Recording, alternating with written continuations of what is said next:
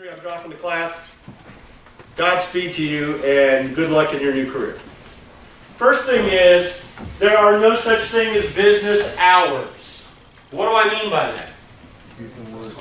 9 to 5, Monday through Friday, right? Banks, 9 to 5, Monday through Friday. Well, what's the deal with banks now? They're getting away from that, right? Walmart. You have to go to Walmart. When can you go there and shop? Whenever you want. We're getting away from the traditional business 9 to 5, and we're going towards more of a whenever you want it, you can get it. Right? Hospitality was the first to do that. In fact, there's something really cool I want to tell you about a tradition. I'm a lodging guy, which means I ran hotels for many years. Has anybody ever opened a hotel? Cool. All right. There's a cool, unique ceremony that we do when we open a hotel. Nobody else does this. We are the only industry that does this. Okay. Now, whenever there's like a big hero homecoming celebration in your town and the mayor's there, what do they present the hero with? Key to the city. Who said that? Yeah, you're right. Yeah, key to the city. Symbolism is you're always welcome, because back in medieval times, right, Game of Thrones, right, they had the big iron gates, and if you wanted to get in during the day, you had to go through the guards. At night, they locked it, and the only way you could get in was the key to the city, right? So that's where that comes from. Now, we don't do that. We do the opposite. At an opening of a hotel, we take this large key, like the key to the city, and we destroy it. We get rid of it. Why?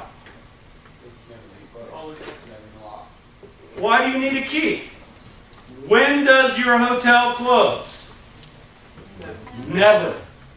24 hours a day, 7 days a week. Christmas, New Year's, you name it. The hotel is always open.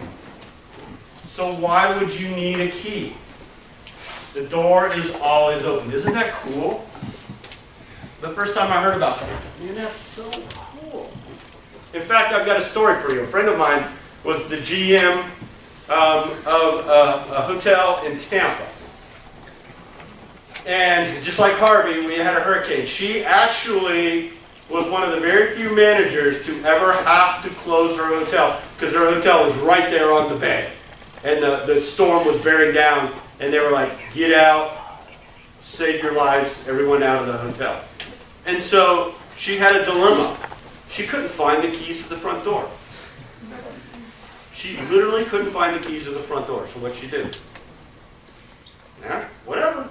She just walked out and left the hotel unlocked. That's kind of freaky, I know, but there were no keys to the front door. That's pretty funny. Anyways, we are a 24-hour business. So what's the deal with that? What does that have to do with you? That means we should be working on Christmas. Absolutely. Probably will be working on Christmas. And if you're the new manager at the front desk, do you think you get weekends off 9 to 5? Guarantee you're probably going to get Monday, Tuesday off, working from 3 to 12. Okay? For some of you, that's a big deal. Some of you are like, hey, I didn't go to college to work, Saturday, Sunday from 3 to 12.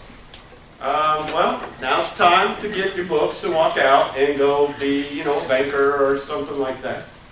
Now, but for most of you, it's probably not a big deal. When I was a young manager, your age, I was still in college, I loved the 3 to 12 shift.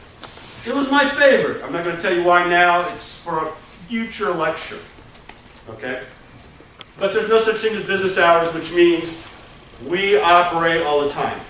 Now, restaurants aren't open 24 hours a day, right? But who works here in a restaurant? Right? What restaurant do you work at? Goes in. Is it Monday? Is it breakfast, lunch, dinner? Okay. Do you have a general manager? Yes. He or she? She. Does she work Monday through Friday, 9 to 5? No. When is she really there? It's like Saturday night, Sunday mornings, She's there on the weekends, isn't she? Why? That's when the business is. That's your busiest time. You work while other people play. So even if you go up the ladder and become the general manager of a really nice restaurant, you're going to be working on Saturday and Sunday in the evening, guaranteed. Because that's the money time. That's when the cash register goes ching, ching, a lot. And you want to be there taking care of the employees and the customers. If you're not there, things start to happen and things go bad really quick. Okay? Now, on the flip side, I'm going to tell you a little something. Okay? Of course, when I first started, I was a catering and a restaurant manager, and I worked all these weird, strange hours. In fact, when I graduated, I didn't get a chance to spend a New Year's home with my wife for probably about 13 years. Every New Year's, I was in my tuxedo, not drinking champagne, but making sure everyone else was having fun. I was a director of catering, or a restaurant manager. Now, just so what's cool is sometimes I said to my wife, hey, come to the hotel. We'll celebrate together. I'm working. You can sit at the table, but we'll be able to spend some time together, but just know that I'm working. And that was pretty cool, Later on, as I got promoted and moved up, guess what happened? I got the night shifts.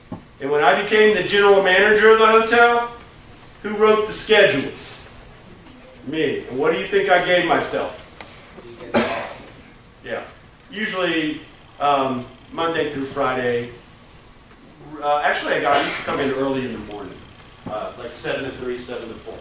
And if things were working fine, I didn't need to be there. And by that time, cell phones were big. Everyone had cell phones. And I said, if you need me, call me. I'm 20 minutes away. What I'm saying is, as you move up the ladder, you get the better shifts. My last job was not actually as a GM, it was a revenue manager. And you talk about a cake schedule. I was able to work out at my house half the time. So 20 hours a week, I just rolled out of bed in my pajamas and just got on the computer and went to work. Because I was just doing reports and things like that. And so that was the best shift of all. Okay? But when you first start out and you're young, you're going to be working weird hours. 24 hours, all year round. And again, characterized by shift work. We're all coughing. Not 9 to 5. It's usually 7 to 3, 3 to 12. Sometimes there's a job where you're going to work from 11 p.m. to 7 a.m. in the morning, the night audit shift. I will tell you all about that because that is a wonderful lecture with a lot of interesting stories. Okay? But again, you're the new kid, you're going to get the shifts no one else wants. All right. So, I want to return to this concept of service. And again, hospitality, the concept of hospitality success is built on what most of us in academia call moments of truth.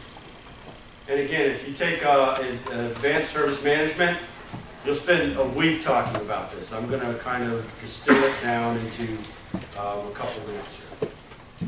Simply put, a moment of truth is that single instance when you have your service provider, which means your employee, in interaction with a guest, and three things can happen.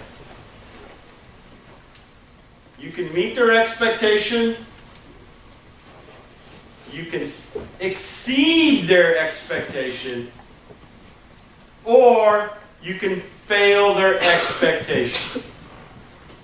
Three possible things. Meet, exceed, or fail. Right? So, what are moments of truth? Moments of truth are thousands of interactions that a customer has with a service provider. They have certain expectations. And when they go through the process, meet, succeed, or exceed, or fail. Some examples. at a restaurant. Guest calls for a reservation. That's an interaction, moment of truth. What is a reasonable amount of rings that you expect before someone picks up the phone at a restaurant to take your reservation? 3? I got 3? 2, man! Jeez! You see, we've got some variability there. All right? But, if someone picks up the phone at 2 rings, for some of you, they've met your expectation. It's a net 0 gain. For some of you that said 5, if they answer it in 2, what are you thinking? That's a win. I thought I was going to have 3 more rings and someone picks up. That's a moment of truth. If there was someone out there that said, I want someone to pick up the phone immediately, 1 ring, and they picked it up on 2, what happened?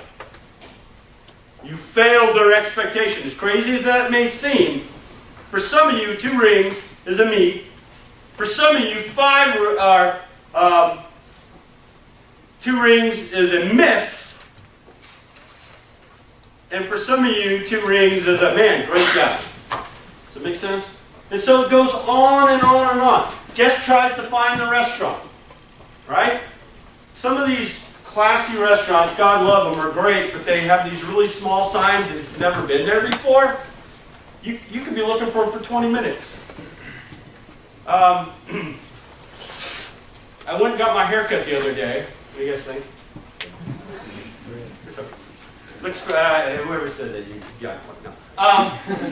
But God bless the lady. She gave me the address. I put it in my GPS, and it was, I don't know, I told her she needs to fix this because it took me on the street behind her, which is nowhere near her entrance, and it took me about an extra 15 minutes.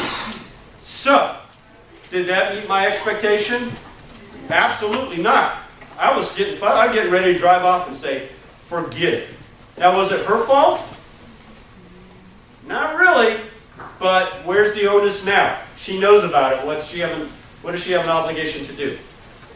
Fix it, yes. Absolutely. Go to Southern Gentleman. Huh? Southern Gentleman. It's where she your haircut. Really? Yeah.